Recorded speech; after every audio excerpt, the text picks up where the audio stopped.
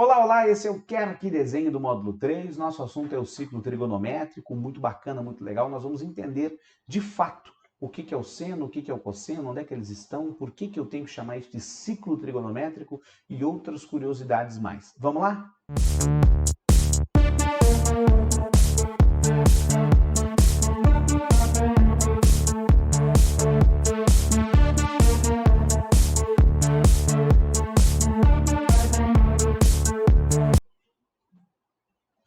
Bom, o ciclo trigonométrico é um assunto que tem muita gente que acaba tendo dúvida, acaba achando difícil, acaba achando muita informação. Realmente, tem muita informação e é o que vai fazer com que a gente consiga realmente entender o que é uma função trigonométrica, o que é uma função periódica, que vai acontecer lá para frente no nosso curso. Vou convidar você para vir aqui na telinha comigo para a gente trabalhar com o ciclo trigonométrico. O ciclo trigonométrico nada mais é do que uma circunferência de raio 1. Então, o círculo trigonométrico, ou ciclo trigonométrico, tanto faz, tá? Ele tem sempre raio 1. Vou desenhar um aqui para você, bonitinho. A gente tem um dos eixos que fica sempre deitado e um dos eixos que fica sempre de pé. Deixa eu só ajeitar aqui que ficou torto. Agora sim, olha lá, bonitinho. Esse eixo que fica deitado é o eixo dos cossenos. E o eixo que fica de pé é o eixo dos senos. No ciclo trigonométrico, a gente vai localizar aqui os mesmos ângulos que a gente já trabalhava lá na tabelinha. Então, a gente tem aqui, ó, 45 graus, vem aqui no meio. A gente tem um pouquinho mais para baixo, 30. A gente tem um pouquinho mais para cima, os 60 graus. Beleza? E os nossos ângulos, que são chamados de ângulos extremos, quem são eles? O zero, que é da onde o nosso ciclo parte, aqui o 90, né? Porque aqui eu formo 90 graus a partir do meu início, aqui o 180, aqui embaixo o 270 e aqui na chegada, uma volta inteira, aqui é o 360, certo? Vou até colocar o zero aqui que eu não coloquei. Deixa eu colocar aqui para você, o 0 graus aqui começando. Tudo bem? Aí, nós temos algumas correspondências no ciclo trigonométrico. Quais são essas correspondências? O que eu queria te mostrar? O 60, ele tem um correspondente desse lado aqui. Qual que é a característica dos correspondentes? Esse, por exemplo, tem o mesmo valor de seno do que o 60. Então, ó, esse correspondente que está aqui é o 120. Gui, como é que eu faço para saber que é o 120? Fácil, fácil. De 60 até 90 tem 30 graus, não tem? De 120 até 90 tem que ter os mesmos 30 graus. Gui, tem mais correspondências? Tem todas. O 45 também tem um correspondente lá. Quem que é o correspondente do 45? É o 135. Por que mesmo? Porque do 45 até o 90 tem 45, então aqui eu abro mais 45. Tá claro? Temos o último camarada, que é o 30, que tem um correspondente aqui, que é quem? É o 150. Esse 150 tem o mesmo seno do que o 30, e ele vale 150 por conta do mesmo motivo. Aqui tem 60, aqui tem 60, ou se você preferir, o ângulo formado aqui é 30, então o ângulo formado aqui também tem que ser 30. Tanto faz. Ele é correspondente dos dois jeitos. Beleza? Eu posso continuar com essas correspondências lá para baixo também. Dá para fazer isso, Gui? Dá sim. Olha que legal. O 120 tem um correspondente aqui embaixo. Esse correspondente é o 240, beleza?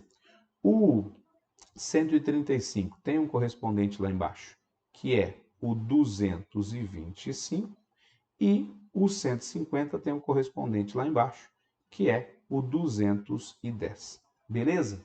Pelo mesmo motivo, eles têm agora o mesmo cosseno, ó, os valores de cosseno aqui aparecendo. Bom, dá para fazer a mesma correspondência para o último quadrante que falta. E aí você escolhe, eu posso fazer a correspondência... Peraí, deixa eu fazer de vermelhinho, para ficar bonito. Eu posso fazer a correspondência a partir daqui, ó, do começo, beleza? Ou posso fazer a correspondência a partir daqui do final. Deixa eu só fazer de novo que ficou torto. Posso fazer a correspondência a partir do começo ou posso fazer a correspondência a partir do final. Vai resultar no mesmo ângulo que está aqui, ó, que é um ângulo de 300 graus. Deu para entender a ideia? Ainda posso fazer a correspondência aqui do 45 ou aqui do 225, vai resultar no mesmo ângulo de 315. Posso vir aqui com o 30 ou com o 210, e vai resultar aqui, ó, vai resultar aqui no mesmo ângulo de 330. Esses ângulos que eu coloquei aqui são os ângulos que têm o mesmo seno e o mesmo cosseno de 30, 45 e 60. Vai mudar apenas os sinais. Esse camarada é o chamado primeiro quadrante, que é onde tudo começa. Eu vou em sentido anti-horário e esse é o segundo quadrante. Ainda em sentido anti-horário, esse é o terceiro quadrante. Ainda em sentido anti-horário, esse é o quarto quadrante, onde termina a primeira volta. A primeira volta vale 360 graus. Bom, qual que é o comportamento do ciclo trigonométrico? O comportamento do ciclo trigonométrico é um comportamento dinâmico. Isso quer dizer que ele gira o tempo todo, né? Girando, a gente consegue perceber como varia seno, como varia cosseno, como varia até a tangente e consegue entender bonitinho. Bom, você está vendo na sua tela aí, ó? Você está vendo na sua tela? Deixa eu tentar deixar mais bonitinho para você. Não sei se tá legal na sua tela aí. O pessoal da imagem, está legal na tela? Tá show? Então o pessoal da imagem autorizou, tá beleza. Qual que é a ideia? Eu estou vendo aqui um ciclo trigonométrico com os valores que eu te falei. Então tem 30, 45, 60, 120 e assim por diante. Os valores que estão no meio são os valores da tabelinha. Você está percebendo que eu tenho meio, raiz de 2 sobre 2, raiz de 3 sobre 2 lá para cima, para baixo também, para a direita e para a esquerda, tudo isso. Meio, raiz de 2 sobre 2 e assim por diante. O que acontece? Dá uma olhada nesse camarada trabalhando. Ó, encostei no 30 graus. Na hora que eu encosto no 30 graus, eu tenho seno meio, cosseno raiz de 3 sobre 2. Na hora que eu avanço para o 45, eu tenho seno e cosseno raiz de 2 sobre 2, como manda a tabelinha. Na hora que eu começo a avançar em direção aos 60, isso também acontece, e eu vou assim até que eu encontro os 90 graus e deixo de ter um triângulo. Ó. Do 0 até o 90, até quase o 90, eu tenho triângulos. Aqui para de ter triângulo. É onde o seno vale 1 e o cosseno vale 0. Se o cosseno vale 0, não pode ter triângulo. E eu posso continuar, ó. Meu ângulo ele vai aumentando. Veja que aqui, ó, nós temos um ângulo de 135 graus. Vou lá para o ângulo de 150, passo pelo 180 e vou embora, e vou embora. E esse ciclo, ele fica a vida inteira girando desse jeito, ó. Esse ciclo fica a vida inteira girando desse jeito. Por isso que a gente vai ter problemas no nosso módulo que vão trabalhar com ângulos maiores de 360 graus. E também por isso que a gente consegue trabalhar com função seno e função cosseno. É esse giro que você está vendo aqui, é esse giro frenético que você está vendo aqui, que vai trabalhar com as funções seno e cosseno. Eu queria que você desse uma observada apenas, está vendo essa barrinha rosa subindo, ó? Ela sobe, ela desce, barrinha rosa, só barrinha rosa. Eu queria que você percebesse essa barrinha rosa conforme eu giro o ciclo trigonométrico. Gruda o olhinho nela. A gente tem assim, ó, presta atenção. 0, 1, 0 menos 1, 0, 1, 0 menos 1, 0, 1, 0 menos 1 e assim por diante. Concorda comigo?